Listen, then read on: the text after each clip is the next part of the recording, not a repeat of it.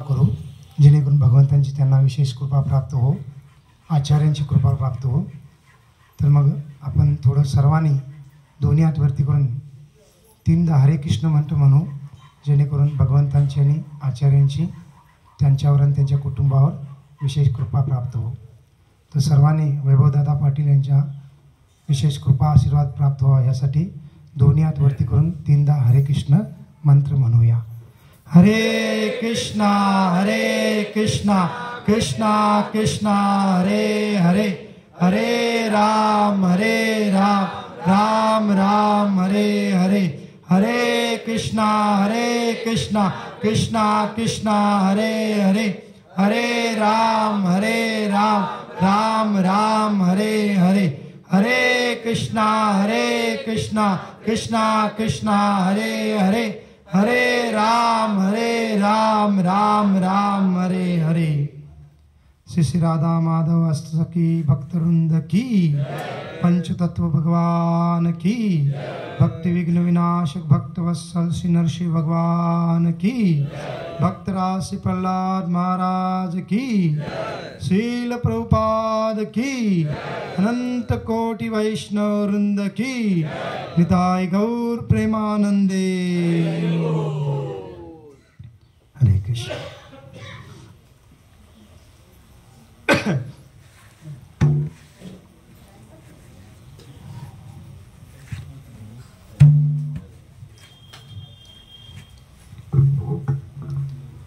जय राधा माधव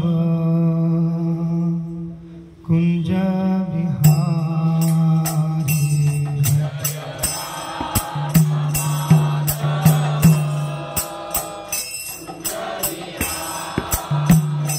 जय राधा माधव कुंज बिहारी.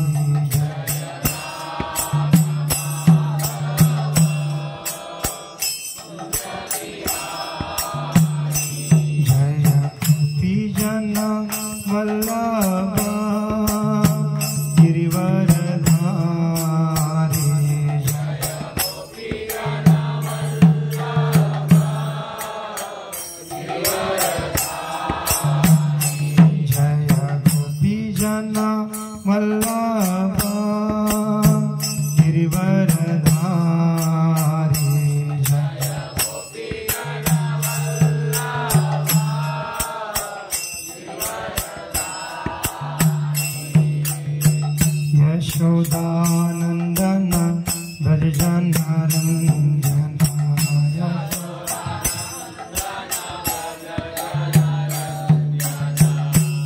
यशोदानंदन भज जनारंजनाय.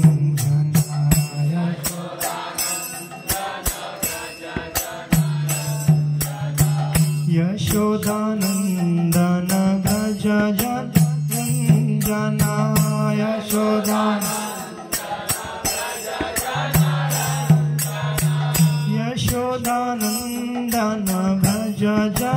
जनारंजनाय. यशोदानंदन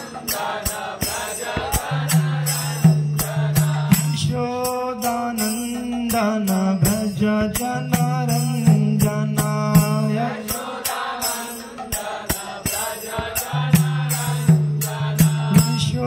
यशोदानंदन भज जनारंजनाय.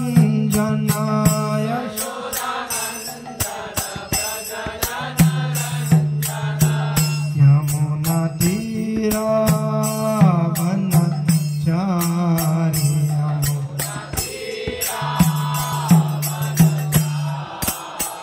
यमुना तीरा वनचारी.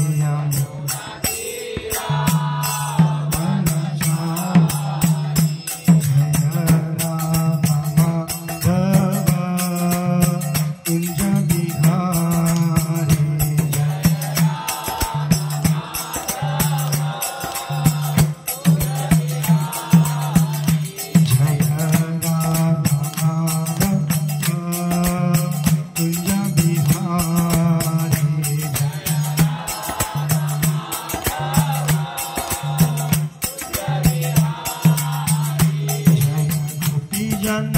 वल्लभा गिरिवरधारी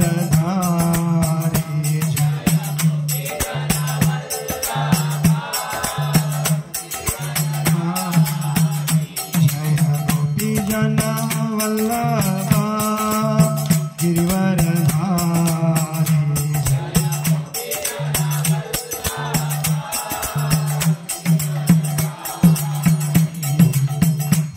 यशोदानंदन भज जन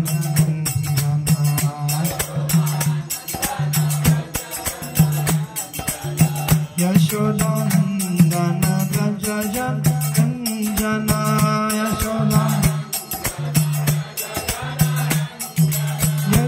यशोदानंदन भज जन रंजना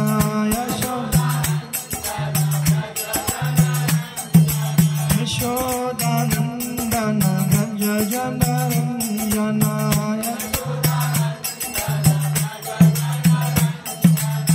यमुना तीरा वनचारी यमुना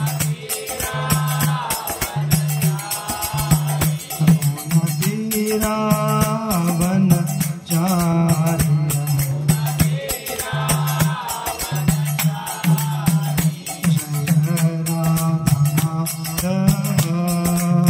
कुंज बिहारी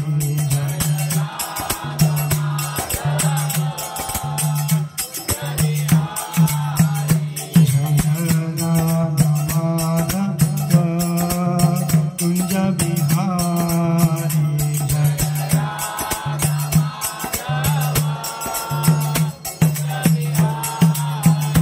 हरे कृष्णा कृष्ण कृष्ण हरे हरे हरे राम राम राम हरे हरे हरे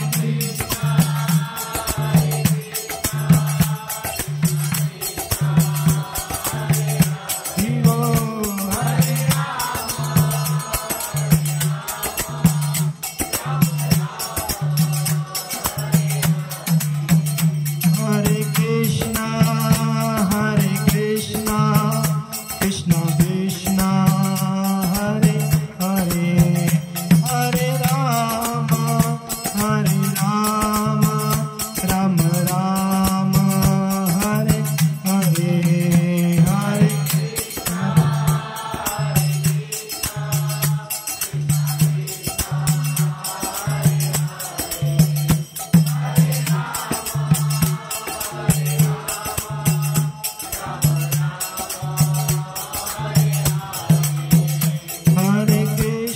हरे कृष्णा कृष्ण कृष्ण हरे हरे हरे राम राम राम हरे हरे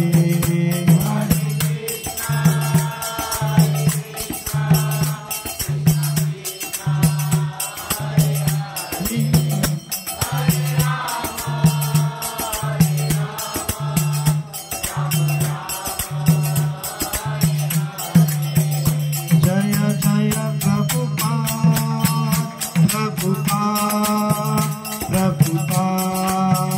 प्रभुपाद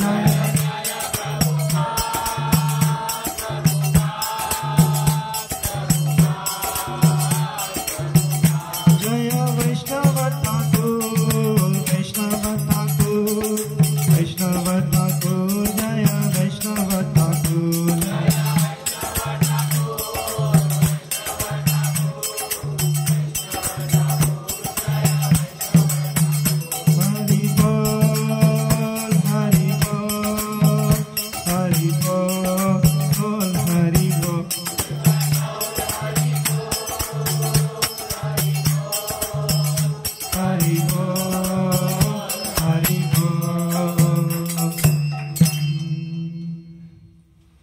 श्री राधा माधव भगवान की श्रील प्रभुपाद की अनंत कोटि वैष्णव वृंद की श्रील भक्तिविनोद ठाकुर महाराज की, श्री नवदीप मायापुर धाम की, निताय गौर प्रेमानंदे।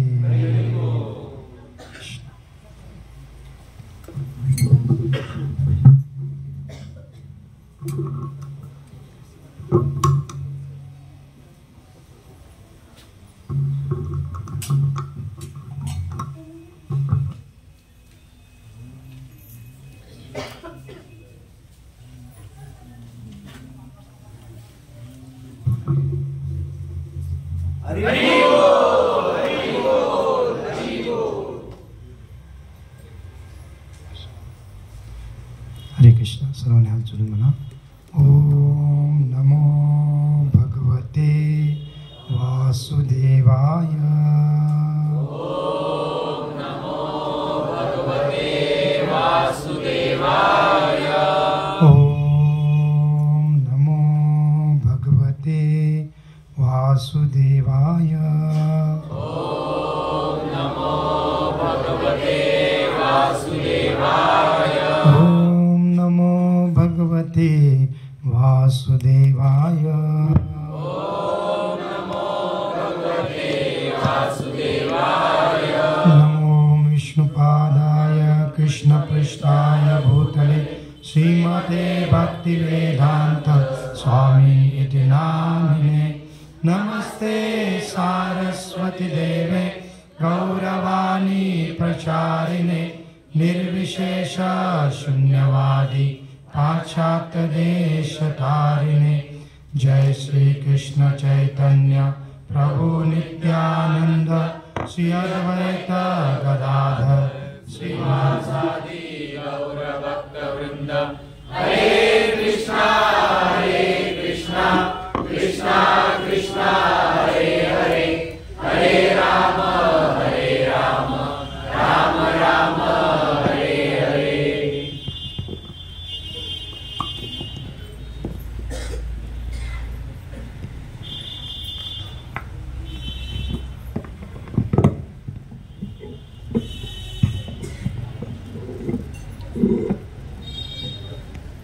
हरे कृष्ण।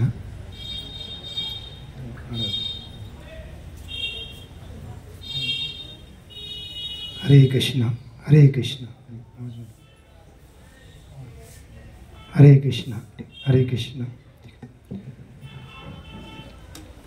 तर आपण जसं सुरुवातीला सांगितलं की आज ज्या ठिकाणी आलेलो आहोत ह्या ठिकाणाचं नाव आहे गोद्रुम द्वीप। मग या ठिकाणाला गोद्रुम द्वीप असं नाव का पडलं याच्या मागे पण एक प्रसंग किंवा कथा आहे। ती कथा आपण पुढच्या दर्शनाच्या ठिकाणी चर्चा करू। या ठिकाणी विशेष करून आपण भक्तिविनोद ठाकूर यांच्या जीवनचरित्रावर थोडी चर्चा करू। कारण आपण जसं काल सांगत होतो की आपल्या गुरु शिष्य परंपरेमधले जे आचार्य आहेत ते फार विशेष शक्तिप्रदत भगवंतांचे पार्षद आहेत आणि त्यांनी फार विशेष त्यांच्या जीवनामध्ये वेगवेगळी कार्य केलेले आहेत आणि त्याच्यावर आपल्याला अभिमान वाटला पाहिजे की आपण अशा फार विशेष गुरु शिष्य परंपरेशी जोडले गेलेलो आहोत। आणि मग भक्तिविनोद ठाकूरांचं पण जीवनचरित्र आपण पाहिलं तर आपल्याला तो अभिमान आणखीन दुर्गिणित होईल किंवा आणखीन वाढेल। कारण भक्तिविनोद ठाकूरांचं जीवनचरित्र एवढं आदर्श आणि अनुसरणीय आहे।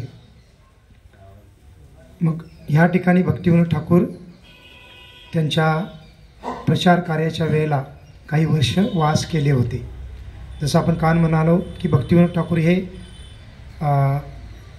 जिल्हा मॅजिस्ट्रेट होते किंवा जिल्हा न्यायाधीश होते ब्रिटिश कालावधीमध्ये आणि त्यांचा कालावधी साधारण 19व्या शतकाच्या शेवटचा कालावधी म्हणजे 1870, 80 आणि 90च्या दशकाचा होता। 1914 या वर्षी त्यांचं अंतर्धान झालं आणि ज्यादातर त्यांनी हे जे काही भक्तीच्या प्रचाराचं कार्य किंवा चैतन्य महाप्रभूंच्या लीला ठिकाणाचं शोध काढून त्याचं प्राकट्य करण्याचं कार्य हेच ज्यादातर 1870, 80 आणि 90च्या दशकाच्या दरम्यान त्यांनी केलेलं आहे। आणि त्या दरम्यानच काही वर्ष त्यांनी या ठिकाणी वास केलेला आहे। याच्या अगोदर ते कुठे वास करत होते? जगन्नाथपुरीमध्ये वास करत होते। जसं आपण काल म्हणालो की जगन्नाथपुरीमध्ये वास करत असताना त्यांनी विमला देवी किंवा जगन्नाथजींना पण प्रार्थना केली की प्रचार कार्य पुढे नेण्यासाठी एक योग्य पुत्र त्यांना प्राप्त व्हावा यासाठी, आणि त्या प्रार्थनेमुळे त्यांना एक पुत्र प्राप्त झाले, आणि ते कोण होते? श्री भक्ती सिद्धांत सरस्वती ठाकूर. आणि भक्तिविनोद ठाकूर त्यांचे वडील आहेत. आणि आपण जे इथं बसलेलो आहोत, आपण समोर पाहत आहोत, तर ही मूळ समाधी आहे भक्तिविनोद ठाकूरजींची. आणि आपण पहिल्या दिवशी योगपीठ म्हणजे चैतन्य महाप्रभूंचे जन्म ठिकाण होतं, तिथं गेलो होतो. तिथं पण एक समाधी होती भक्तिविनोद ठाकूरांची, आपण दर्शन केलं आत प्रवेश केल्या. तर ती जी समाधी आहे ती पुष्प समाधी आहे, आणि ही मूळ समाधी आहे. भक्तिविनोद ठाकूर अंतर्धान झाल्यानंतर त्यांच्या दिव्य देहाला इथं समाधिस्थ केलं गेलं, आणि त्यांचे जे काही पुष्प आहेत त्यांना अर्पण केलेले अंतर्धान झाल्यानंतर त्या पुष्पांना नेऊन योगपीठाच्या ठिकाणी पुष्प समाधी बनवली गेली. आवाज ऐकू येते सगळ्यांना? आणि जसं आपण प्रभुपादांची वृंदावनमध्ये समाधी आहे, ही काय कोणती समाधी आहे? पुष्प समाधी आहे. माफ करा, मायापूरमध्ये जी समाधी आहे ती पुष्प समाधी आहे, आणि वृंदावनमध्ये जी समाधी आहे ती मूळ समाधी आहे. तसंच आपल्याला इथं पाहायला मिळतं, आणि म्हणून आपण इथं भक्तिविनोद ठाकूरांजींच्या समाधीचं दर्शन घेत आहोत. आणि प्रदक्षिणा करत असताना, आता आपण उठून झाल्यानंतर 3 प्रदक्षिणा करा कमीत कमी. आणि प्रदक्षिणा करत असताना माझ्या या उजव्या बाजूला मी जे डाव्या हाताला जे दाखवत आहे, इकडं आपल्याला श्री गौर गदाधर यांचं दर्शन प्राप्त होईल. गौर गदाधर म्हणजे कोण? गौर म्हणजे गौरांग महाप्रभू, आणि गदाधर म्हणजे गदाधर पंडित, जे चैतन्य महाप्रभूंचे विशेष पार्षद होते. आणि दोघांचे विग्रह काय आहेत? कारण गौर गदाधर आणि स्वयं राधाकृष्ण यांच्यामध्ये काही अंतर नाही आहे, कारण गौरांग महाप्रभू हे स्वयं कृष्ण आहेत, आणि गदाधर पंडित हे स्वयं राधाराणी आहेत. मग त्या विग्रहांची इथं उपासना केली जाते, आणि या विग्रहांची उपासना भक्तिविनोद ठाकूरांच्याद्वारे पण केली गेली होती. त्यांचंही दर्शन आपल्याला मिळेल. आणि प्रदक्षिणा करत येत असताना या बाजूला छोटंसं आपल्याला एक वास्तू दिसत आहे. ती काय आहे? तर नंतर बांधलेले पहिला एक कुटीरप्रमाणे होती, तर ते काय आहे? गौर किशोरदास बाबाजी महाराज यांचे भजन कुटीर आहे. गौर किशोरदास बाबाजी महाराज कोण होते? भक्ती सिद्धांत महाराजांचे गुरु. आता आपल्याला हे थोडी आचार्यांची नावं पण आपण लक्षात ठेवली पाहिजे, नसेल तर आपण लिहून ठेवा, कारण आपण ज्या संप्रदायाच्या संबंधित आहोत त्यांच्या गुरु शिष्य परंपरेमधले आचार्य कोणते आहेत हे आपण थोडं स्मरणात ठेवलं पाहिजे. लगेच स्मरणात राहणार नाही नवीन भक्तांना, पण आपण लिहून ठेवला नंतर पुन्हा ऐकून आपल्या स्मरणात राहील. तर आता म्हणजे आपल्या इस्कॉनचे संस्थापक आचार्य कोण आहेत? हे श्री भक्तिवेदांत स्वामी श्री प्रभुपाद हे आपले मुख्य आचार्य आहेत हरेकृष्ण आंदोलनाचे.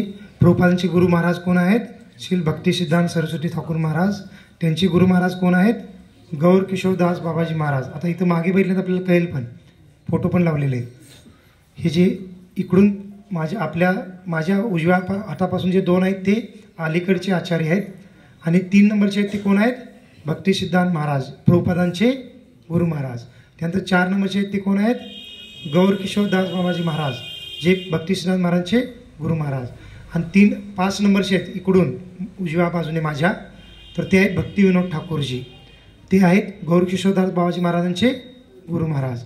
आणि शेवटचे आहेत ते जगन्नाथदास बाबाजी महाराज, जे भक्तिविनोद ठाकूरांचे गुरुदेव आहेत. त्यांच्याद्वारेच जन्मठिकाण, जे चैतन्य महाप्रभूंचे जन्मठिकाण प्रमाणित केलं गेलं. आपण परवाच्या दिवशी चर्चा केली. तर अशा पद्धतीने गुरु शिष्य परंपरेचे आपण सर्व नावं आपल्याला लक्षात असली पाहिजे, आणि थोडं बहुत त्यांची कार्याबद्दल पण आपल्याला माहिती असली पाहिजे. आता ह्या सर्व आचार्यांच्या जीवनचरित्रावर त्यांच्या अनुयायांनी फार मोठमोठे ग्रंथ लिहिलेले आहेत. जसं प्रभुपादांचं जीवनचरित्र लिहिलेला मुख्य ग्रंथ आहे श्री प्रभुपाद लीला अमृत, जवळजवळ 1000 पानांचा 2 ग्रंथ आहेत. परमपूज्य सत्स्वरूप गोस्वामी महाराजांनी ते ग्रंथ लिहिलेला आहे. आणि त्याच्या व्यतिरिक्त प्रभुपांच्या इतर शिष्यांनी पण भरपूर प्रभुपांच्या जीवनचरित्रावर ग्रंथ लिहिलेले आहेत. तसंच भक्ती सिद्धांत महाराजांच्या जीवनचरित्रावर पण परमपूज्य भक्ती विकास स्वामी महाराज म्हणून एक प्रभुपांचे शिष्य आहेत, त्यांनी भक्ती सिद्धांत महाराजांच्या जीवनचरित्रावर एक ग्रंथ लिहिलेला आहे.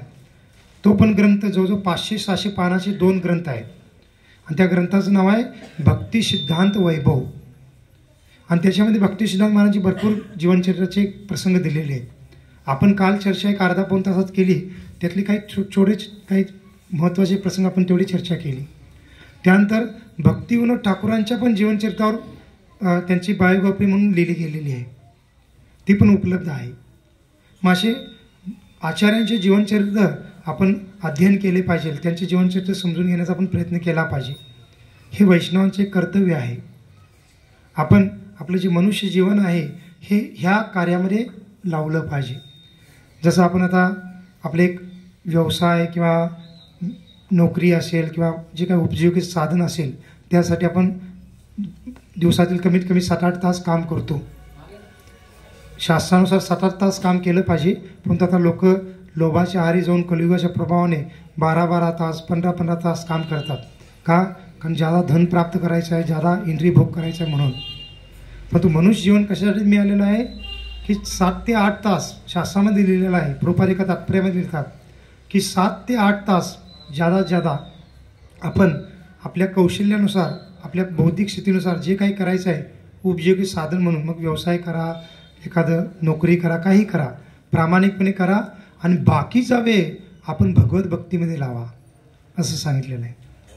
आणि बाकीचा वेळ आपण वाचवला तर आपण भगवत भक्तीची वेगळी कार्य करत ह्या आचार्यांचे जीवनचरित्र पण अध्ययन करू शकतो.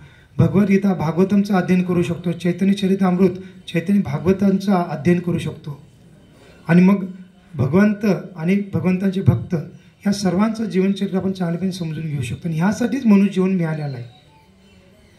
परंतु आता कलियुगाच्या प्रभावामुळे लोक काय करत आहेत, आपला हा मनुष्य जीवनाचा बहुमूल वेळ भौतिक गोष्टींच्या मागे लावत आहेत आणि आपलं जीवन व्यर्थ घालवत आहेत.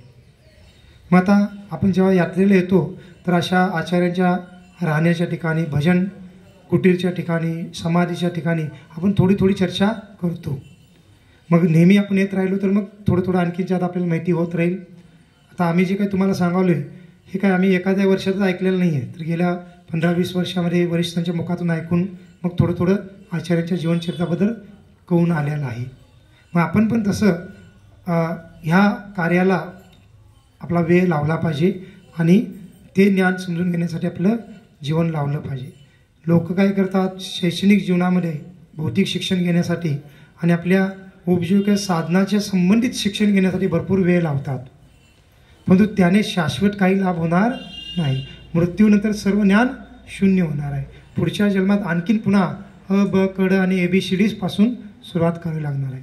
परंतु जेव्हा आपण हे भगवंतांच्या संबंधित आणि भगवंतांच्या भक्तांच्या संबंधित ज्ञान प्राप्त करतो तर ते शाश्वत रूपात आपल्यासोबत राहतं आणि पुढच्या जन्मात पण आपल्याला त्या भक्तीचा लाभ जन्मापासूनच प्रदान केला जातो. मग आता आपण इथं आलेलो आहे तर भक्तिविनोद ठाकूरांच्याबद्दल पण थोडी चर्चा करू. तर आता भक्तिविनोद ठाकूर हे 18व्या शतकाच्या शेवटी 19व्या शतकाच्या शेवटी कार्य करत होते. आणि त्यांच्याबद्दल सांगितलं जातं त्यांचं म्हणजे कर्मी नाव काय होतं, केदार दत्त असं त्यांचं नाव होतं. आणि एक फार धनवान आणि सुस्थितीत असलेल्या कुटुंबामध्ये त्यांचा जन्म झाला होता. आणि लहानपणापासून ते फार विद्वान होते. आणि मग थोडे तरुण झाल्यानंतर त्या ब्रिटिश कालावधीमध्ये पण त्यांनी फार चांगलं शिक्षण प्राप्त केले. सुरुवातीला ते काही शाळांमध्ये शिक्षक म्हणून पण कार्य केले. त्यावेळेला अजून ते भक्तीमध्ये नव्हते. अनेक जिज्ञासा म्हणून वेगवेगळे ग्रंथ ते अध्ययन करायचे. बायबल पण त्यांनी वाचलं होतं किंवा जिज्ञासा होती धर्म रिलिजनचं ज्ञान म्हणजे काय हे जाणून घेण्याची, आणि वेगवेगळे ग्रंथ ते वाचायचे. आणि त्यानंतर मग त्यांनी त्यावेळेची जी काही परीक्षा असेल ती परीक्षा देऊन मग काय झाले, जिल्हा न्यायाधीश बनले ब्रिटिश कालावधीमध्ये. आणि ते इतके विद्वान होते की ब्रिटिश कालावधीमध्ये जिल्हा न्यायाधीश हे पद कधी पण भारतीय लोकांना दिलं जात नव्हतं.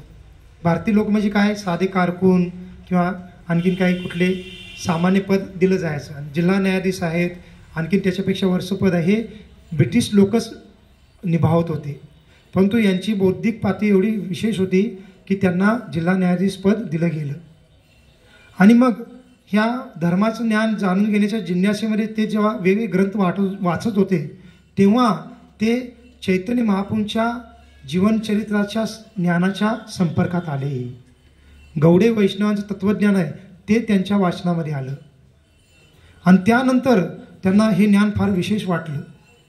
कारण भक्तिविनोद ठाकूरांच्या अगोदर गौडी वैष्णव संप्रदाय होता तो फार बदनाम झालेला होता. बदनाम कसा झाला होता? चैतन्य महाप्रभू 15व्या शतकात प्रकट झाले. 16व्या शतकामध्ये म्हणजे 1486 मध्ये प्रकट झाले आणि 1500 साधारण 48 वर्षानंतर म्हणजे 86 म्हणजे 14 आणि 34पर्यंत 1534 मध्ये अंतर्धान झाले. आणि त्यानंतर मग काही आचार्यांनी चैतन्य महाप्रभूंचं जे काही म्हणजे ज्ञान आहे, प्रचार कार्य चांगल्या पद्धतीने पुढे नेलं. ते म्हणजे कोण होते आचार्य? तर श्रीनिवास आचार्य, नरोत्तम दास ठाकूर, श्यामानंद पंडित असे काही प्रमुख आचार्य होते. चैतन्य महाप्रभूंच्या अंतर्धानानंतर पण त्यांनी प्रचार कार्य चांगलं पुढे चालवलं. त्यानंतर विश्वनाथ चक्रवर्ती ठाकूर आले. त्यांच्यानंतर त्यांचे शिष्य बलदेव विद्याभूषण आले. तर यांच्यापर्यंत आपल्या संप्रदायाचं प्रचार कार्य फार चांगल्यापणे चालू होतं. परंतु बलदेव विद्याभूषण यांच्यानंतर काय झालं की मधला जवळजवळ 100 वर्षाचा कालावधी हा आपल्या संप्रदायातला एक अंधकारमय कालावधी मानला जातो. का? कारण त्यानंतर काय झालं की भरपूर काही संप्रदायातील लोक एक अपसंप्रदायाच्या पद्धतीने कार्य करू लागले. आणि अपसंप्रदायाच्या पद्धतीने म्हणजे काय की वैष्णव स्वतःला दाखवत आहेत, धोती कुर्ता घालत आहेत, तिलक लावत आहेत, सर्व करत आहेत, पण तो एक सहजियाप्रमाणे कार्य करत आहेत. सहजिया म्हणजे काय की राधा भावामध्ये आम्ही आहोत, आमची स्वरूपस्थिती आम्हाला माहीत झालेली आहे.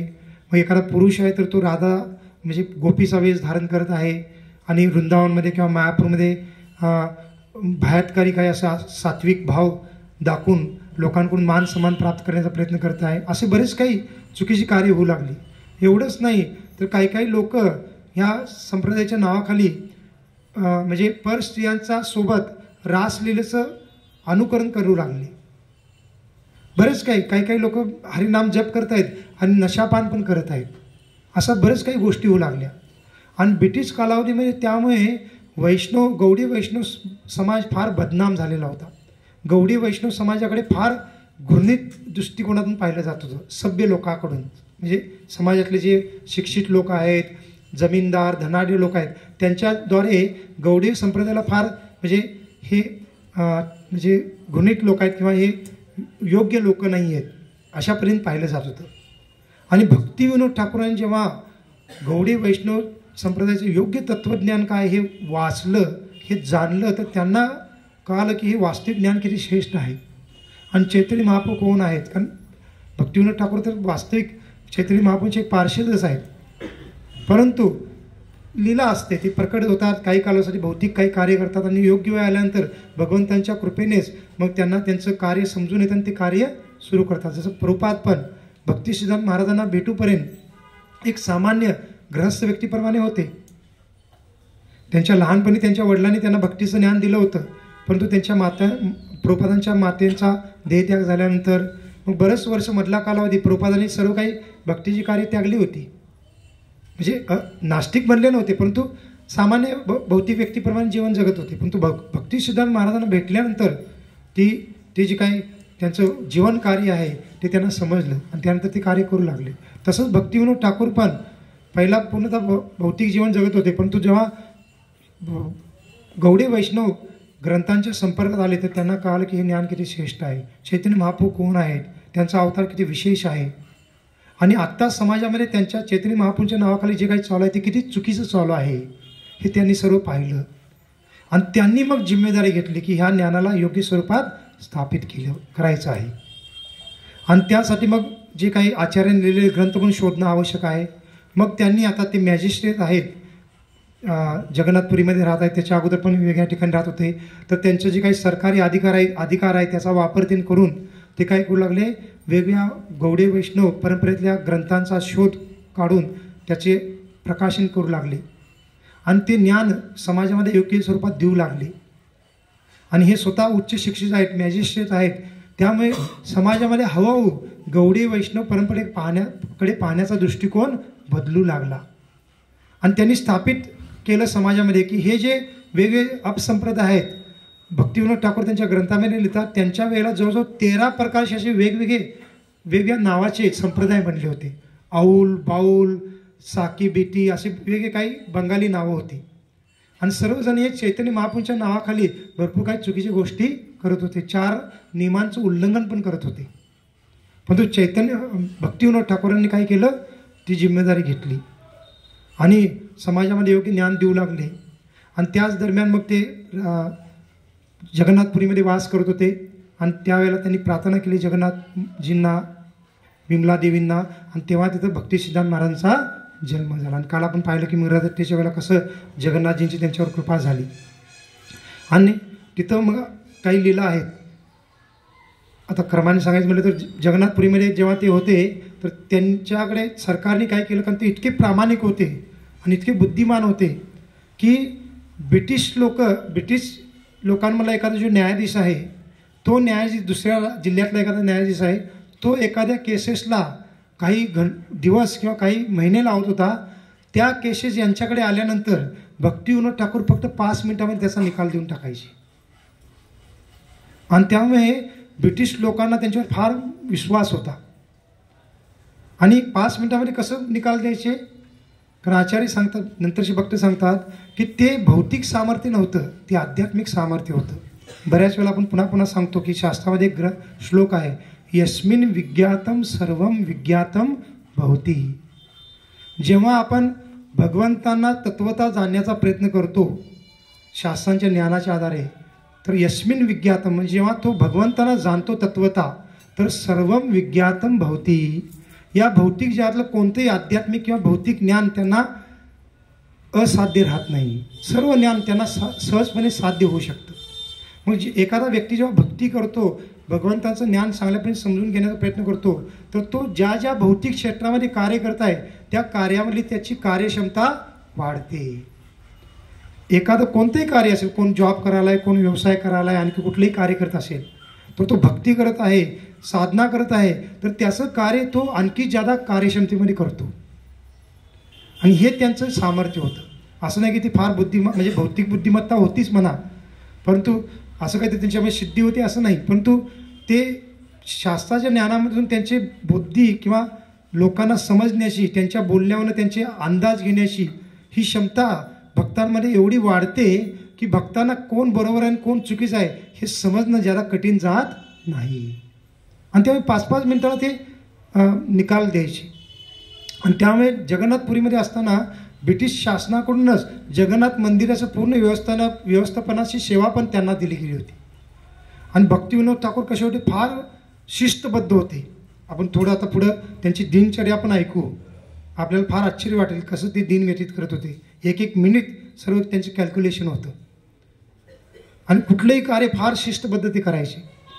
मग त्यामुळे त्यांनी जगन्नाथ मंदिराचं जे काही व्यवस्थापन पूर्ण बिघडलेलं होतं, व्यवस्थित भोग लावले जात नव्हते, बरंच काही तर गोंधळ माजलेला होता, तर त्यांनी सर्व काही व्यवस्थित केलं. व्यवस्थापन व्यवस्थित, वेळेला भोग लावणं, किती प्रकारचे भोग लावले पाहिजे, जे त्यांच्या शास्त्रामध्ये ते सर्व व्यवस्थित त्यांनी सुरू केलं.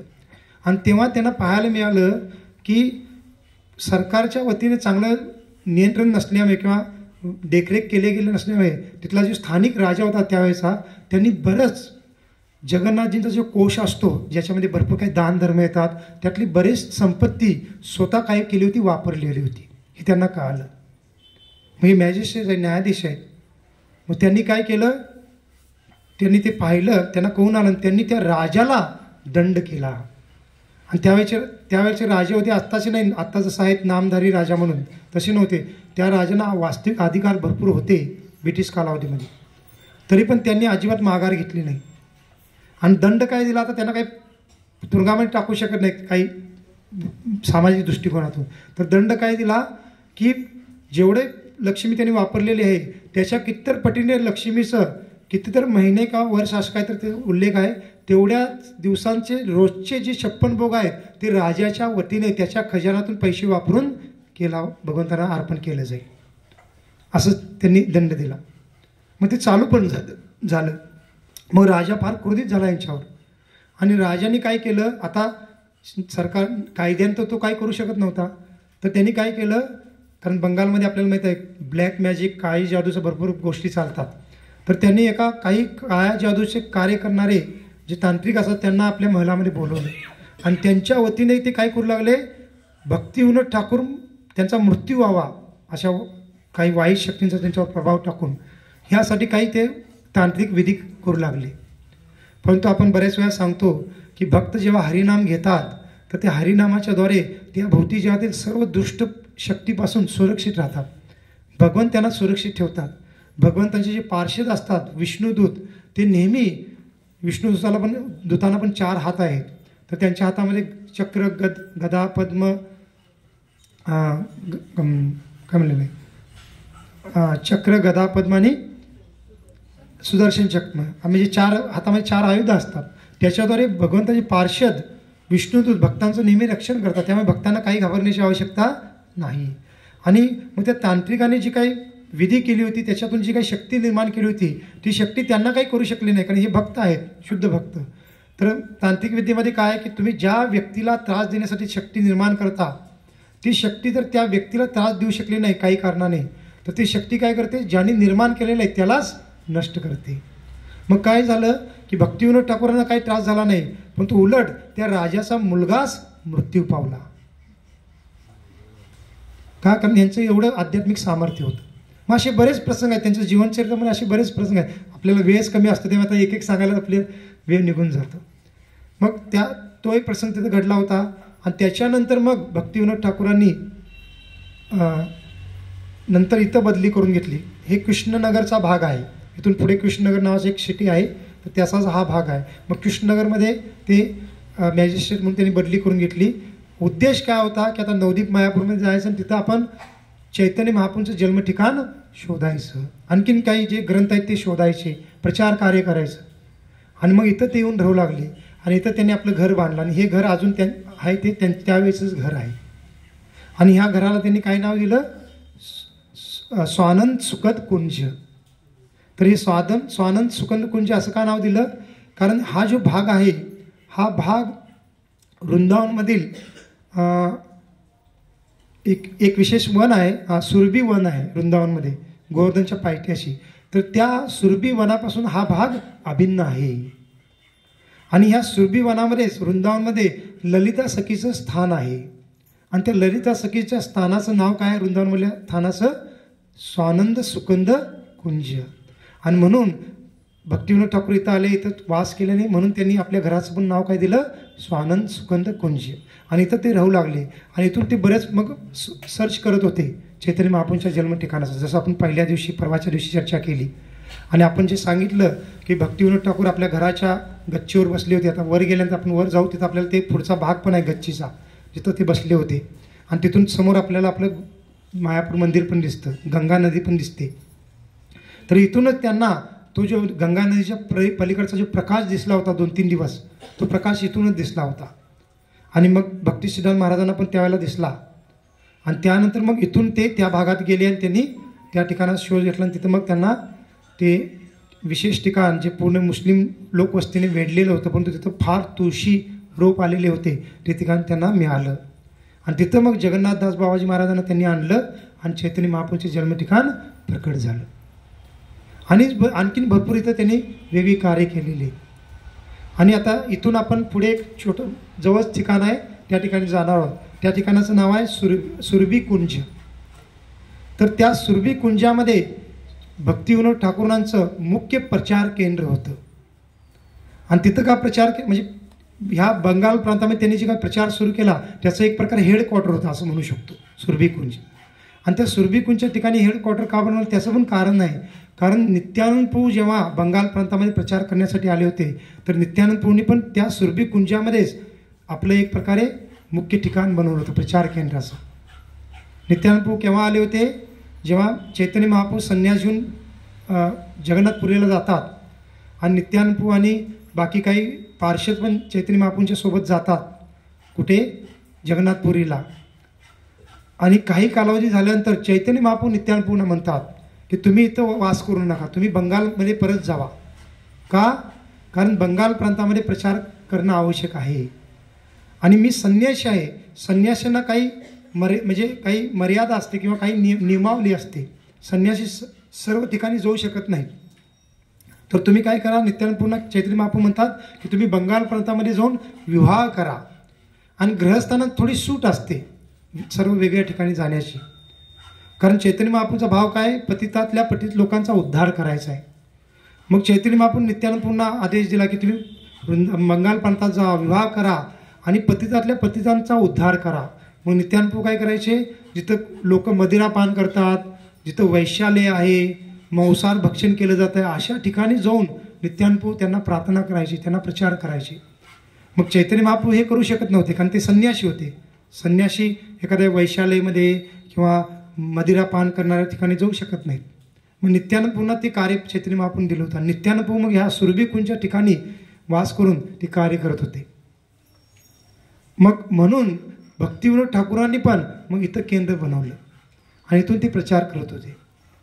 आणि आता आपण जे काही आपल्या विट्यामध्ये पण भक्तिवृक्ष सिस्टम जे काही प्रचाराचा एक कार्यक्रम घेतला होता, तर त्या भक्तिवृक्ष सिस्टमचे मुख्य जनक कोण आहेत, भक्तिविनोद ठाकूरच आहेत. आणि इथं थांबून ते सर्व पूर्ण बंगाल प्रांतामध्ये प्रचार करते. आणि प्रचार कशा पद्धतीने की एक ग्रुप त्यांनी प्रचार केलेला आहे, तर त्यातने काही लीडर बनतील ते पुढे काही भागामध्ये प्रचार करतील, त्यातनं काही लीडर बनतील ते पुढे आणि प्रचार करतील. समजा एक ग्रुप आहे, त्यातून 2 लीडर बनले, तर 2 आणखीन ग्रुप सुरू झाले, त्या 2 ग्रुपमधनं आणि 2-2 ग्रुप लीडर बनले, तर एकूण 4 ग्रुप झाले, 416 ग्रुप झाले. असं ग्रुप वाढत वाढत भक्तिविनोद ठाकूरांच्या अंतर्गत किती ग्रुप, म्हणजे पूर्ण बंगालच्या ह्या भागामध्ये किती ग्रुप प्रचार होत होते, जवळजवळ 2000पेक्षा जादा ग्रुपचा प्रचार चालू होता. आणि भक्तिविनोद ठाकूर काय एक संन्यासी किंवा वैरागी होते का, नाही, गृहस्थ होते. त्यांना पत्नी आहेत आणि मुलं किती होती, 10 मुलं होती. आता आपण आहोत, आपल्याला किती 1-2 मुलं असतात ना, तरी आपण म्हणतो आपल्याला वेळ नाही प्रभूजी, आम्हाला जपायला वेळ मिळत नाही, याला मिळत नाही. पण 10 मुलं असून पण एवढा सर्व ते प्रचार करत होते. आणि असं नाही की सर्व काही निवांत, त्यांचं सरकारी कार्य पण ते करत होते. म्हणजे सर्व ह्या भागातून ते करत होते. आणि म्हणून त्यांना सात्विक गोस्वामी पण म्हणलं जातं, की गृहस्थ आहेत आणि एवढा सर्व चैतन्य महाप्रभूंच्या लीलेसंबंधित ठिकाणाचा शोध लावणं, ग्रंथांचा शोध लावणं आणि प्रचार कार्य करणं, हे सर्व ते करत होते.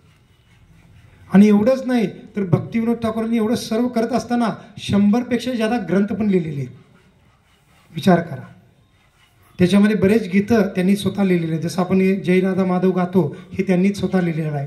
किंवा गौर आरती गातो आपण, ती गौर आरती पण भक्तिविनोद ठाकूरांनी लिहिलेली आहे. आणि ते जे गौर आरतीचा आपण अर्थ पाहिला, तर ती गौर आरती काय आहे, तर भक्तिविनोद ठाकूरांनी इथून प्रत्यक्षात ते दर्शन केलेलं आहे. की त्या गौर आरतीमध्ये गंगेच्या किनारी सर्व चैतन्य महाप्रभू त्यांचे पार्षद एकत्रित झालेले आहेत. चैतन्य महाप्रभू सिंहासनावर बसलेले आहेत, बाजूला नित्यानं प्रभू अद्वैत आचार्य छत्र धरून पकडत आहेत, पकडून थांबलेले आहेत. शिवास आचार्य किंवा नरहरी सरकार किंवा वेगवेगळे पार्षद कीर्तनामध्ये वेगवेगळे वाद्य वाजवत आहेत. हे जे आपण जर त्या अर्थ वाचला तर भक्तिविनोद ठाकूरांनी स्वतः इथं साक्षात्कार केलेला आहे चैतन्य महाप्रभूंच्या त्या लीलेचा, आणि तेच वर्णन त्या गौर आरतीमध्ये त्यांनी केलेलं आहे. आणखीन बरेच गीतं लिहिलेले आहेत. गोपीनाथ मम निवेदन सुनो, हे जे गीत आहेत 3 गीतं आहेत, हे पण त्यांनी लिहिलेले आहेत. बरेच असे भरपूर, आपण वैष्णव गीतामध्ये बुकमध्ये गेला तर त्यांचा एक विभागच आहे भक्तिविनोद ठाकूरांनी लिहिलेले गीत म्हणून. मग हे सर्व कसं करत होते, तर त्यांचं दिनचर्या आपण ऐकल्यानंतर आपल्याला एकदम आश्चर्य वाटेल. त्यांची दिनचर्या कशी होती, त्याच्यावरून कळेल की हे सर्व ते कार्य कसे करत होते. तर दिनचर्या कशी होती पहा, तर त्यांच्या बायोग्राफीमध्ये ते लिहिलेलं आहे. नंतर त्यांच्या मुलांनी त्यांच्या वडिलांच्याबद्दल जे काही त्यांचं दिनचर्या काय होती, ते काय काय करत होते, हे त्यांच्या लिखाणामध्ये लिहिलेलं आहे. आणि स्वतः भक्तिविनोद ठाकूरांनी पण ग्रंथ लिहिलेला आहे, त्याच्यामध्ये त्यांच्या जीवनाबद्दल पण काही त्यांनी वर्णन केलेलं आहे. त्याच्यावरून आपल्याला हे सर्व कळतं. तर भक्तिविनोद ठाकूर इथे राहत होते किंवा जगन्नाथपुरीमध्ये पण राहत होते, तर ते रात्री 8 वाजता झोपायचे आणि किती वाजता उठायचे, 10 वाजता उठायचे. सकाळचे 10 वाजता नाही, म्हणजे रात्री आज झोपल्यानंतर सकाळी है ना, रात्री 8 वाजता झोपायचे आणि रात्रीच 10 वाजता उठायचे. म्हणजे किती वेळ झाला, आता कॅल्क्युलेशन करा आपण. 2 तास झोपले ते, है ना. आपल्याला मग प्रभूजी 8ला झोपून 10ला उठतात, आम्हाला झोपायलाच 12 वाजतात, है ना, 11-12 वाजतात. ही कलियुगाची स्थिती आहे. तर 10ला उठायचे आणि 10ला उठून काय करायचे बरं, भगवद्गीतेमध्ये जे भक्त असतात त्यांचं वर्णन केलेलं आहे. भगवान श्रीकृष्ण एका श्लोकामध्ये म्हणतात की जे भक्त असतात ते काय करतात, भक्तांसाठी जी रात्र असते ती भौतिक लोकांसाठी दिवस असतो आणि भौतिक लोकांसाठी जो दिवस असतो ती भक्तांसाठी रात्र असते. याचा अर्थ काय होतो की भक्तांना भौतिक लोकांना ज्याच्यामध्ये रुची असते त्याच्यामध्ये भक्तांना रुची नसते, आणि भक्तांना ज्याच्यामध्ये रुची असते त्यांना त्याच्यामध्ये भौतिक लोकांना रुची नसते, असा त्याचा अर्थ प्रभुपाद देतात. आणि वास्तविक शब्दशः पण अर्थ होतो की जे असे शुद्ध भक्त असतात त्यांच्यासाठी रात्रच दिवस असतो. रात्री सर्वजण झोपलेले आहेत तर ते रात्री उठून भक्तीची कार्य करतात. जसं प्रभुपाद पण रात्री 12ला उठून जे काही ग्रंथ आपण पाहत आहोत ते ग्रंथ त्यांनी रात्री लिहिलेले आहेत सर्व काही. तसं भक्ती विनोद ठाकूर पण रात्री 10ला उठून फ्रेश व्हायचे आणि 10 पासून सकाळी 4 वाजेपर्यंत काय करायचे, ग्रंथांचं लिखाण करायचे रोज. आणि एक दिवस नाही, फक्त एक दिवस केलं आणि 2 दिवस झोपायचं. रोज रात्री 10 ते 4 ग्रंथाचं लिखाण करायचे. म्हणून त्यांच्याजवळ 100 ग्रंथापेक्षा जादा ग्रंथ लिहिलेले आहेत. आणि ते सर्व ग्रंथ बंगाली आणि इंग्लिश भाषेमध्ये आहेत. आणि मग 4ला ग्रंथाचं लिखाण थांबायचे आणि पुन्हा 4 ते 4:30 अर्धा तास रेस्ट घ्यायची. आता आणि किती झाले आता रेस्ट, 2 तासाची आणि पुन्हा अर्धा तास, 2.5 तास झाली. 4:30ला मग पुन्हा थोडं उठून फ्रेश व्हायचे आणि 4:30 ते 7 वाजेपर्यंत जप करायचे 2.5 तास. आणि 7 नंतर 7:30 पर्यंत थोडं आणखीन फ्रेश व्हायचे आणि 7:30 ते 9:30 पर्यंत काय करायचे, मग शास्त्रांचं वाचन करायचे सकाळी. मग थोडं 1 तासभर वाचन करायचे आणि काही प्रचार करणारे भक्त भेटायला आलेले आहेत, काही चर्चा आहे तर मग थोडी चर्चा पण व्हायची. कोणी भेटायला नाही आलं तर मग आणखीन वाचन करायचे. मग 9:30 पर्यंत वाचन करायचे आणि 9:30 ते 10 पर्यंत मग थोडं फ्रेश होऊन भोजन ग्रहण करायचे. माझा मोबाईल आठी. आणि भोजनामध्ये पण त्यांचं जेवढं ठरवलेलं तेवढंच भोजन करायचं. ज्यादा चांगला आहे म्हणून आणखी आपल्यासारखं नाही. तर ते वर्णन आहे ते पण लिहिलेलं आहे त्यांच्या मुलांनी की अर्धा लिटर दूध, 2 चपाती आणि काहीतरी एक आहे, 1 फळ काहीतरी आहे, एवढंच. ते 2 चपाती, अर्धा लिटर दूध आणि 1 फळ, एवढंच ते ग्रहण करायचे. आणि 10 वाजता बरोबर इथून 5 मिनिटं अगोदर निघायचे आणि 10 वाजता बरोबर त्यांच्या ऑफिसमध्ये पोचायचे. मग कसं पोचत होते, तर इथूनच घरासमोरूनच काय होती, ब्रिटिश सरकारच्या द्वारे त्यांना रेल्वे प्रोव्हाइड केली गेली होती. आता आपण इथं रेल्वेचा रूल दिसत नाही. मागच्या वेळेला किती जण आले, 2015ला आणि तेव्हा रेल्वे रूल होता का, होता है ना. आता काढलेला आहे, पहिला होता स्मॉल गेज होता, ब्रॉड गेज नाही. आणि त्यावेळेला रेल्वे चालू नव्हती. 2015ला आलतो आपण तेव्हा. पण आम्ही जेव्हा पहिला आलतो आम्ही केव्हा आलतो, 2008ला पहिल्यांदा आलतो इथं. तर तेव्हा ती रेल्वे अजून चालू होती, 2-3 बोगीचीच होती, ज्यादा मोठी नव्हती. आम्ही पाहिलेली. तर पहा ब्रिटिश लोकांना त्यांच्या वेळेचं किती महत्त्व, कारण 5 मिनिटामध्ये एक केस सॉल्व्ह करतात ना. तर ब्रिटिश लोकांसाठी त्यांचं 5-5 मिनिटं पण फार अनमोल होते. त्यामुळे पहा की ब्रिटिश सरकारच्या द्वारे भक्तिविनोद ठाकूरांना त्यांच्या घरापासून ऑफिसपर्यंत जाण्यासाठी वेगळी स्वतंत्र रेल्वे उपलब्ध करून दिली होती. आणि त्या रेल्वेमध्ये असं नाही की इथले स्थानिक पण लोक बसून चाललेले आहेत, बडाप चालल्या का है ना. तर म्हणलेलं आहे की ते एकटेच बसायचे आणि काही शिपाई त्यांचे संरक्षण करायला असायचे आणि ते बसून ते ऑफिसपर्यंत रेल्वे जायची. आता आपण मला रेल्वे का दिलं, तर आत्ता तर कार देतात किंवा सरकारचं. त्यावेळेला रेल्वे ह्यासाठी दिली की त्यावेळेचं सर्वात फास्ट साधन काय होतं, रेल्वे होती. त्यावेळेला काही कार ते नव्हती अजून है ना. म्हणजे विचार करा, आत्ता जर आपण कल्पना केली की एखादा सरकारी ऑफिसर आहे आणि तो सरकारसाठी इतका महत्त्वपूर्ण आहे की सरकारने त्याला काय म्हणतात की एक विमान, स्वतंत्र विमान उपलब्ध करणं. आता सर्वात फास्ट साधन काय, विमान आहे किंवा हेलिकॉप्टर आहे समजा. आणि सरकारने त्याच्या घरावर हेलिपॅड बनवलेलं आहे आणि स्वतंत्र हेलिकॉप्टर दिलेलं आहे. असं पाहायला मिळतं का आपल्याला, नाही. आणि तसंच जर दिलं सरकारने तर आपल्याला ते किती विशेष वाटेल. तर तशी स्थिती भक्तिविनोद ठाकूरांच्या बद्दल होती, विचार करा. आणि बरोबर 10ला तिथं पोचायचे आपल्या ऑफिसमध्ये आणि 10 ते 1 ते काय करायचे, त्यांचं ऑफिसचं कार्य करायचं. म्हणजे जे काही ते निकाल, म्हणजे न्यायालयाच्यामधले जे काही निकाल देणं आहे, केस स्टडी ऐकणं आहे ते करायचे.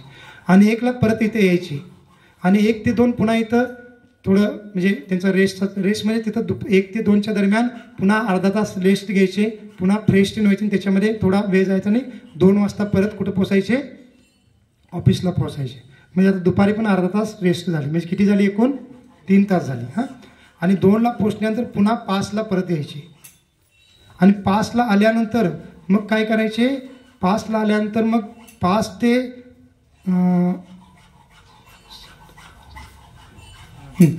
ते 7:30 पुन्हा मग हे जे प्रचार कार्याचं जे काही नियोजन आहे, चर्चा आहे, मीटिंग आहे, त्या सर्व घ्यायचे. आणि 7:30 नंतर पुन्हा भोजन करायचे. आणि संध्याकाळी पण अर्धा लिटर दूध, 2 चपात्या आणि 1 फळ एवढंच ग्रहण करायचे. आणि पुन्हा 8ला झोपायचे. काल पूर्ण 24 तास झाले. तर 24 तासामध्ये काय किती तास झोपले, फक्त ते 3 तास झोपले. 2 तास रात्री आणि अर्धा तास दोनदा स्नॅप घेतला त्यांनी छोटासा, है ना. आणि जवळजवळ 10 ते 4 6 तास लिखाण करायचे.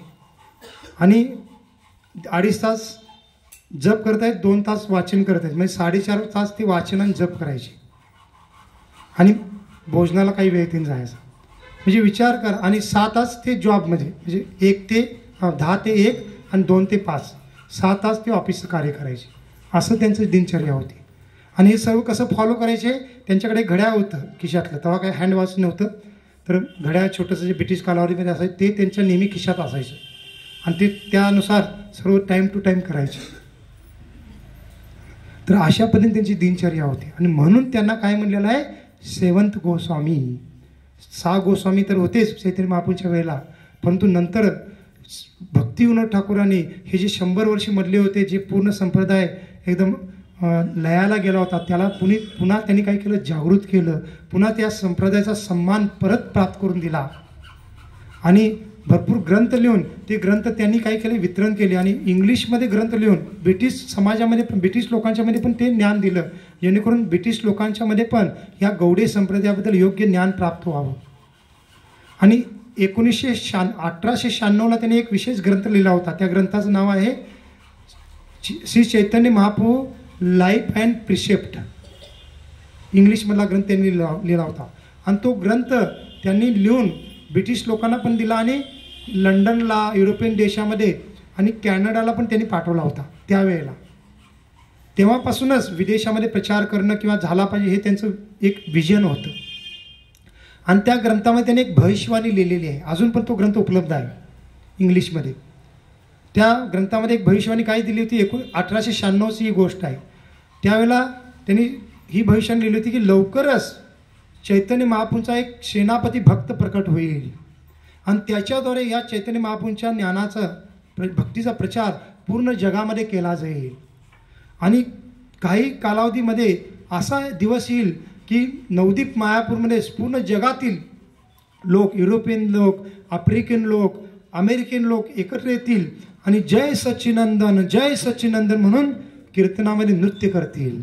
सर्वांनी मनासोबत जय सच्चिनंदन, जय सच्चिनंदन, जय सच्चिनंदन गौर हरी, जय सच्चिनंद, जय सच्चिनंद, जय सच्चिनंदन गौर हरी. तर त्या बुकमध्ये असं लिहिलेलं आहे. आणि पहा, आपले जे प्रभुपाद आहेत त्यांचा जन्मवर्ष पण तेच आहे. कोणतं वर्ष आहे, 1896. आणि प्रभुपाद त्याच वर्षी जन्मले. आणि लवकरच हे कार्य होईल, एक चैतन्य महाप्रभूचा सेनापती भक्त येईल असं म्हणले होते. वास्तविक ते कोणाबद्दल लिहित आहेत, प्रभुपादांच्याबद्दल लिहित आहेत. कारण ते कार्य प्रभुपादांनी करून दाखवलं. प्रभुपाद एक सेनापतीप्रमाणे विदेशात गेले. हा प्रचार त्यांनी मायेशी लढा देऊन प्रचार केला. आणि पूर्ण जगातील वेगळ्या भागातील लोक येऊन इथं नृत्य करतील, कीर्तन करतील, गौरांग महाप्रभूचं नाव घेऊन कीर्तनामध्ये एकदम तल्लीन होतील. तर हे कार्य कोणी करून दाखवलं, प्रभुपादांनीच करून दाखवलं. मग हे आपल्याला आपल्या गुरुशिष्य परंपरेची एक लिंक पाहायला मिळते. मग हे सर्व लीला ह्या ठिकाणाहून झालेले आहेत. आणखीन बऱ्याच लीला आहेत त्यांच्या जीवनचरित्रात, आपल्याला वेळ पण कमी आहे म्हणा. तर एक छोटीशी लीला आपण बऱ्याच भक्तांनी ऐकलेली, पण ती फार महत्त्वपूर्ण आहे की भक्ती म्हणलं काय सामर्थ्य असतं ते त्याच्यावरून कळतं. तर ती लीला जगन्नाथपुरीमध्ये झाल्या का इथं झाल्या ते वर्णन नाही आहे, परंतु ती लीला घडली भक्तिविनोद ठाकूरांच्या जीवनावर. ती म्हणजे काय की एक व्यक्ती होता, त्याचं नाव होतं बिसकसेन. आणि तो व्यक्ती एक फार मोठा तांत्रिक होता.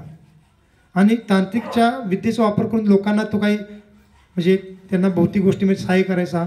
आणि तो लोकांकडून काय म्हणून घ्यायचा की मी विष्णूचा अवतार आहे असं लोकांना म्हणायचा. आणि लोकांना काय, चमत्कारला नमस्कार आहे, म्हणजे चमत्कार करतो, काहीतरी आपल्याला भौतिक लाभ प्राप्त करून देतो म्हणून त्याला विष्णूचे अवतार म्हणू लागले.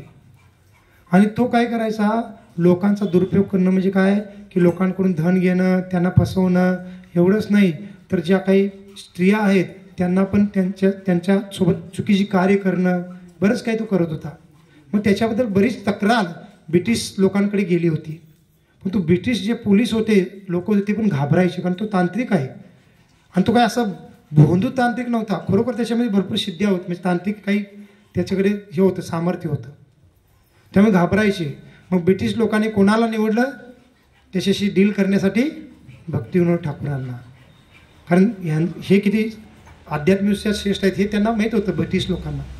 मग त्यांना ते कार्य दिलं. मग भक्तिविनोद ठाकूर त्याच्याकडे गेले बिचकसेनकडे आणि त्याला सांगितलं, तू हे असं चुकीचं कार्य करू नको, ठीक आहे, तुला तांत्रिक विद्या आहे, तू लोकांना सहाय्य करण्यासाठी मदत कर. कारण वास्तविक तांत्रिक विद्या हे वैदिक ग्रंथाचा भाग आहे. शिवजीने ते ज्ञान दिलेलं आहे, ते काही चुकीचं नाही आहे. परंतु ते कशासाठी आहे? बद्ध जीवांच्या जीवनातील काही कष्ट दूर करण्यासाठी त्याचा वापर केला जाऊ शकतो. परंतु त्या तांत्रिक विद्येचा वापर लोक दुसऱ्यांना त्रास देण्यासाठी करतात आणि म्हणून त्याला काई जादू असं म्हटलं जातं. काई जादू असा शब्द कुठं शास्त्रामध्ये नाही, तंत्रविद्या हा शब्द आहे, पण त्याचा चुकीचा वापर केला म्हणून त्याला काई जादू म्हणतात. मग तो तांत्रिक विद्या वापर त्याला म्हणलं की तू लोकांना सहाय्य कर, अशा पद्धतीने तू त्रास देऊ नको. तो भक्तिविनोद ठाकूरांनाच हे म्हणू लागतो की मी विष्णूचा अवतार आहे, सर्वजण स्वीकारतात, तू पण मला स्वीकारलं पाहिजे असं म्हणून, आणि मी या ब्रिटिश लोकांना देशातून बाहेर काढण्यासाठी आलेलो आहे असं तू म्हणू लागतो. मग आता बरंच समजून पण तो काय ऐकत नाही. शेवटी भक्तिविनोद ठाकूर काय करतात, दुसऱ्या वेळेला बरेच पोलीस घेऊन जातात आणि त्याला पकडून घेऊन येतात. आणि तो भक्तिविनोद ठाकूरांना धमकी देतो, तू हे करत आहे, तुला फार याची किंमत मोजावी लागेल, तुला तुझ्यासोबत चांगलं होतं असं बरोबर काय तो हे करतो. पण भक्तिविनोद ठाकूर पूर्ण भक्त आहे, त्यांना शास्त्रावर विश्वास आहे आणि ते घेऊन येतात त्याला पकडून. तर हा काय करतो, काही तांत्रिक विद्येचा वापर करून भक्तिविनोद ठाकूरांच्या कुटुंबावर प्रभाव टाकतो. आणि त्यावेळेला खरोखर काय होतं, भक्तिविनोद ठाकूरांची पत्नी आजारी पडते, त्यांची मुलं आजारी पडतात, स्वयं भक्तिविनोद ठाकूर पण आजारी पडतात, भरपूर त्रास होतो. तरी पण भक्तिविनोद ठाकूर अजिबात माघार घेत नाहीत. आणि भक्तिविनोद ठाकूर त्यावेळेला भागवतम काढून वाचन करू लागतात. कारण ज्या घरामध्ये भागवतम वाचन चालतं, ज्या घरामध्ये भगवद्गीता वाचन होतं, ज्या घरामध्ये हरिनाम संकीर्तन होतं, त्या घरावर किंवा त्या कुटुंबाच्या सदस्यांवर कोणत्याही वाईट शक्तीचा प्रभाव होत नाही. आणि मग ज्या दिवशी त्या बिचकसेनच्यावर निकाल देणार होते त्या दिवशी तर आणखीनच त्रास होऊ लागला. भक्तिविनोद ठाकूरांच्या हृदयामध्ये फार का मावलेलं, जसं हार्ट अटॅक येत आहे त्याप्रमाणे. तर त्यांची पत्नी त्यांना म्हणू लागली की कशाला तुम्ही त्याला पकडल्याला, त्याला सोडून द्या, पहा आपल्याला किती त्रास होत आहे. पण तो भक्तिविनोद ठाकूर अजिबात माघार घेतली नाही. तसंच त्या फार आजारी स्थितीमध्ये ते न्यायालयामध्ये गेले आणि त्यांनी त्याच्यावर जे काही निकाल दिला होता तो वाचून दाखवला. आणि त्यावेळेला मग भक्तिविनोद ठाकूरांना पण माहीत होतं की जे तांत्रिक लोक असतात त्यांची काही शक्ती विशेष काही गोष्टीमध्ये असते, विशेष करून केसांमध्ये त्यांनी शक्ती, म्हणजे तंत्रविद्येची बरेच काही गोष्टी आहेत. तर मग काय केलं जातं, त्याला पकडून त्याची केस कापली जातात त्या बिचकसेनची. आणि जेव्हा केस कापली जातात तर तो एकदम असं निस्सहाय होऊन खाली पडतो. आणि भक्तिविनोद ठाकूर आणि त्यांच्या कुटुंबियांना जो त्रास होता, म्हणजे निकाल दिल्यानंतर भक्तिविनोद ठाकूर आणि त्यांच्या कुटुंबियांना जो त्रास होता तो पण काय होतो, पूर्णतः नाहीसा होतो. आणि बिचकसेन होता, आता त्याची शक्ती पूर्ण नाहीशी झाली होती आणि तो जेव्हा जेलमध्ये होता त्या ठिकाणीच तो आत्महत्या करतो. मग असे बरेच प्रसंग आहेत ज्या प्रसंगामधून आपल्याला आपल्या आचार्यांचं सामर्थ्य पाहायला मिळतं. आणि ह्या वेगळ्या प्रसंगातून त्यांनी भक्तीचं सामर्थ्याचं उदाहरण स्थापित केलेलं आहे. जसं आपण पुरीच्या राजाचं पण उदाहरण पाहिलं की आपण जर भक्तीची साधना करत असू, भगवद्गीतेचं ग्रंथाचं अध्ययन करत असू तर भक्तांना काही भयभीत होण्याची आवश्यकता नाही. आपल्याला कोणतीही शक्ती काही करू शकत नाही.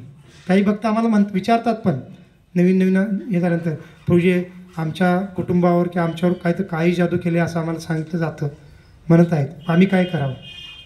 तर आम्ही त्यांना तेच सांगतो की आपण काही करण्याची आवश्यकता नाही. दुसरं आपण हरिनाम घ्या, भगवद्गीतेचं वाचन करा, भगवंताची भक्तीची कार्य करा, पहा भगवंताच्या कृपेने सर्व काही नाहीच होईल. बाकी काही काळजी चिंता भय बाळगण्याची आवश्यकता नाही. तर हे आपल्या आचार्यांच्या जीवनात चरित्रात पाहायला मिळतं. त्यांनी किती कष्ट घेतलेले आहेत, किती हे आंदोलन ज्ञान पुढं पोचवण्यासाठी किती मेहनत घेतलेली आहे हे त्यांच्या जीवनचरित्रावरून कळतं. आणि म्हणून आपण पुन्हा सांगतो की आपण धामात आल्यानंतर ह्या आचार्यांच्या प्रती कृतज्ञ राहिलं पाहिजे. त्यांच्या कृपेने आपल्याला हे सर्व ज्ञान मिळत आहे. त्यांच्या कृपेने आपण या साधनेचं पालन करू शकत आहे, त्या साधनेचा दिव्य आनंद अनुभवू शकत आहे आणि त्यामुळे आपण ह्या आचार्यांच्या प्रती फार कृतज्ञ असलं पाहिजे. त्यांना आपण प्रार्थना केली पाहिजे, भीक मागितली पाहिजे त्यांच्या कृपेची, त्यांच्या कृपा आशीर्वादाची. कारण त्यांच्या कृपेनेच आपण काहीतरी थोडं त्यांच्या ह्या कार्याला पुढे नेऊ शकतो. आपली काही योग्यता नाही आहे, परंतु त्यांच्या कृपेने आपण काहीतरी थोडं त्यांना सहाय्य करू शकतो. मग असे बरेच आणखीन प्रसंग आहेत, तर ते हे ठिकाण आहे. तर आपण या ठिकाणी भक्तिविनोद ठाकूरांना प्रार्थना करा, जेणेकरून ते आपल्याला कृपा प्रदान करतील आणि आपण पुढे जाऊन त्यांच्या जे प्रचार कार्य आणखी पुढे नेऊ. तर भक्तिविनोद ठाकूरांचे पुत्र मग भक्ती सिद्धांत महाराज आले. त्यांनी गौडी मठ स्थापन करून प्रचार सुरू केला आणि भक्ती सिद्धांत महाराजांना कोण भेटले? आपले प्रभुपाद भेटले. आणि भक्ती सिद्धांत महाराजांच्या उपदेशाने प्रभुपादांनी त्यांचं भक्तिविनोद ठाकूरांचं कार्य आणि पुढं नेलं आणि मग प्रभुपादांनी भक्तिविनोद ठाकूरांची भविष्यवाणी खरी करून दाखवली. आणि त्याच्यावर पण एका भक्ताने फार सुंदर एक लेक्चर दिलं, ते कधीतरी नंतर आपण घेऊ, की ह्या आपल्या संप्रदायामध्ये प्रत्येक आचार्यांचा एक वेगवेगळा रोल आहे. मग चैतन्य महाप्रभूंचा रोल काय होता, षड गोस्वामींचा रोल काय होता, त्यानंतर इतर श्रीनिवास आचार्य, नरोत्तमदास ठाकूर, श्यामानंद पंडित यांचा काय रोल काय होता, भक्तिविनोद विश्वनाथ चक्रवर्ती ठाकूर, बलदेव विद्याभूषण, त्यानंतर जगन्नाथ दास बाबाजी महाराज, भक्तिविनोद ठाकूर महाराज, प्रत्येकांचा एक एक रोल आहे आणि प्रत्येकाने ह्या प्रचार कार्यामध्ये तो रोल फार चांगल्यापणे निभावलेला आहे. आणि शेवटी त्या भक्ताने त्या लेक्चरमध्ये ह्या सर्व गुरु शिष्य परंपरा एका बाणाची उपमा दिलेली आहे, बाण धनुष्याशी. आणि धनुष्याने बाण असतो त्याला लावलेला, तर त्या प्रत्येक वेगवेगळ्या आचार्यांना त्या धनुष्य आणि बाणातल्या वेगवेगळ्या भागाची उपमा दिलेली आहे. आणि ते बाणाचा सर्वात शेवटचा जे टोक आहे, ते टोक कोण आहेत? श्रील प्रभुपाद की जय. कारण जेव्हा तो बाण त्या धनुष्यातून निघाला तर त्यांनी काय केलं? पूर्ण जगाला परिवर्तित करून टाकलं. तर त्या पद्धतीने आपली गुरुशिष्य परंपरा आहे. त्यामुळे आपण सर्व गुरुशिष्य परंपरेप्रती कृतज्ञ राहून त्यांच्या कृपेची याचना केली पाहिजे आणि मग त्यांच्या कृपेनेच आपण पुढं कार्य फुल नाही फुलाची पाकळी एक सहाय्य करून ते कार्य पुढं नेऊ शकतो. आणि पहा, मग ह्या यात्रेमध्ये आपण ह्या वर्तमान म्हणजे अलीकडचे जे आचार्य आहेत त्यांच्या समाधीच्या दर्शन घेत आहोत. आपण वृंदावनमध्ये गेलो होतो, तर त्या ठिकाणी आपण षड गोस्वामीच्या समाधींचं दर्शन घेतलं. आपल्याला लक्षात असेल, वृंदावनला आपण 2 वर्षापूर्वी गेलो. तर रूप गोस्वामी, सनातन गोस्वामी, रघुनाथ भट्ट गोस्वामी, रघुनाथ दास गोस्वामी, जीव गोस्वामी, गोपाल भट्ट गोस्वामी, या साई गोस्वामींचं आपण समाधीचं दर्शन तिथं घेतलं. आणि नवदीप धाममध्ये मग कोणत्या आचार्यांच्या समाधीचं दर्शन आहे? तर आपण जे गुरु शिष्य परंपरेचे 5 प्रमुख आचार्यांचे फोटो लावतो, तर त्या 5ही आचार्यांचे समाधीचं स्थान या नवदीप धामामध्ये आहे. आणि आत्तापर्यंत आपण किती समाधींचं दर्शन केलं?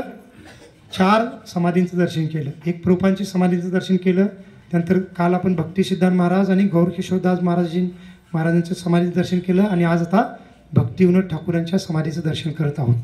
आणि शेवटच्या दिवशी 26 तारखेला आपण जगन्नाथ दास बाबाजी महाराज यांच्या समाधीचं पण दर्शन करू.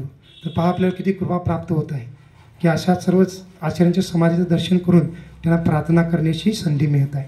तर त्याचा आपण विशेष लाभ प्राप्त केला पाहिजे. तर आता आपण काय करायचं आहे? इथून उठायचं आहे. मी सांगतो सूचना दिल्यानंतर उठा. त्याच्या अगोदर एक पेज पण आपल्या सर्वांना द्यायचं आहे.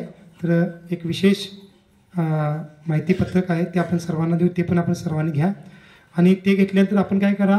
इथं प्रणाम करा आणि प्रणाम करून आपण 3 प्रदक्षिणा करा. गौर गदाधरजींचं दर्शन करून 3 प्रदक्षिणा करा. तिथं भजन कुटीर आहे गौर किशोरदास बाबाजी महाराज यांचं, तिथेही प्रणाम करा. आणि त्यानंतर आपण हा जिना आहे, तर छोटासाच रस्ता आहे, तर आपण एका मार्गाने भक्त वर जायचं आणि दुसऱ्या बाजूने खाली यायचं. आणि वर जाऊन काय करायचं? भक्तिविनोद ठाकूर ज्या रूममध्ये राहत होते तिथं रूम आहे, तर त्याचं दर्शन घ्या. त्यांचा बेड आहे, त्यांनी वापरलेल्या काही वस्तू पण आहेत. जसं आपण काल म्हणालो की शुद्ध भक्त ज्या ज्या वस्तू वापरतात त्या वस्तू पण दिव्य बनतात. त्याचं दर्शन पण आपल्यासाठी विग्रहाप्रमाणे आहे. तर त्या वस्तूंचं दर्शन घ्या. आणि पुढे आता गच्ची आहे, म्हणजे असं गॅलरी आहे. आता ते बंद ठेवतात, पहिला उघडा असायचं, बाहेर जाऊ शकत होतो, आता ते बंद ठेवलेलं आहे. आतूनच पहा, तर त्या गॅलरीमध्येच भक्तिविनोद ठाकूर खुर्ची काढून बसले होते जेव्हा तो समोरचा प्रकाश त्यांना दिसला. तर ती गॅलरी पण आहे. आणि एक रूम आहे, दुसऱ्या पलीकडे रूम आहे. ती पलीकडची रूम कोणाची आहे? भक्ती सिद्धांत महाराजांची.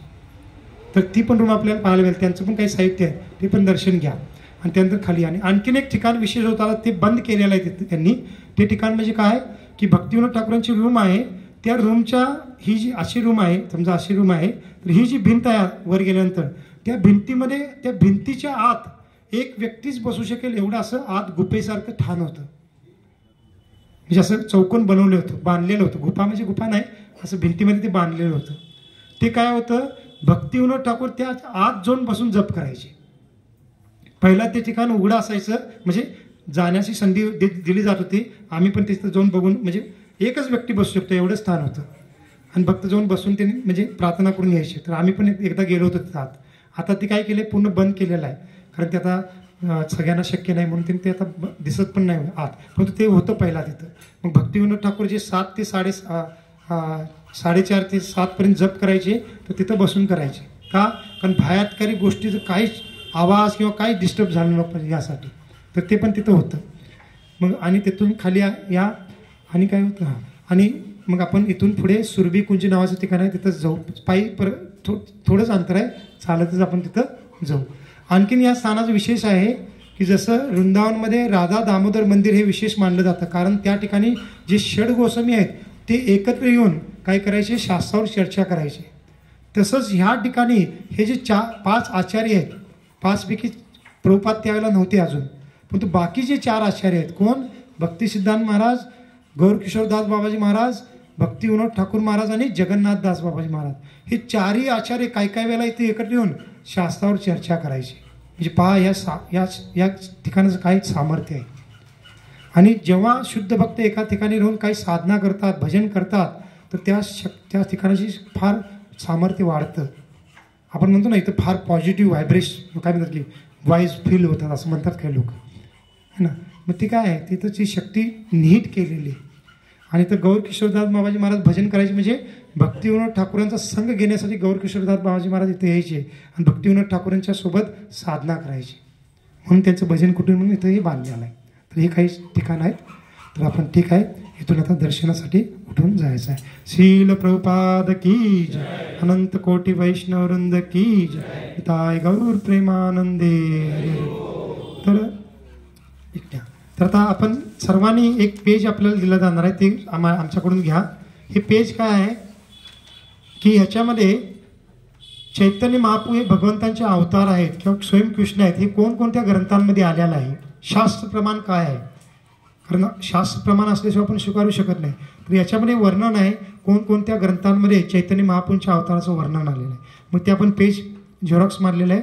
तर प्रत्येकानं आपण एक एक देऊ, आपण ठेवा, आपल्या नोटबुकमध्ये नेहमी ठेवा, जेणेकरून आपल्याला हे आपल्यासोबत असलं पाहिजे, आपण इतरांना सांगण्यासाठी पण, है ना. हे सर्वांना प्रत्येकी एक एक दिलं जाईल. सर्वांनी इथं काय करा, कोण थांबेल इथं, हां, शुभमपू थांबतील, शुभमपून कुंद आपण सर्वांनी एक एक घ्या. हरे कृष्ण. ठीक आहे, आपण दर्शनाला निघा.